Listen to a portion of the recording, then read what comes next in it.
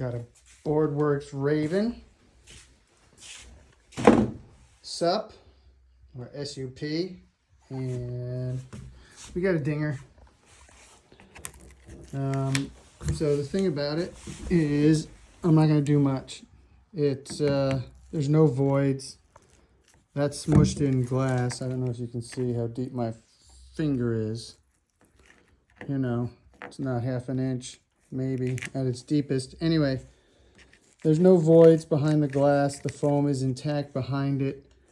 You know, this glass right here will be stuck, and if you pull it out, it'll bring foam with it, and I'd rather not do that. So what I'm going to do is I'm going to use System Epoxy and micro balloons, and thicken that up and fill that in, and probably use release film over it to minimize sanding tomorrow when I peel it off.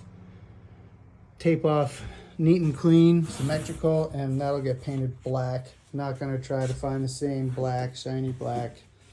You get what you get with SUP repair like this. You just can't get, you're not going to get the paints from the manufacturers in most cases.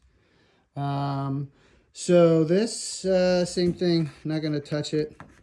Going to clean it up, level it off with some thickened epoxy, sand, tape off, and paint. Going to probably have to do a funky design. Use black, and you can create new patterns here.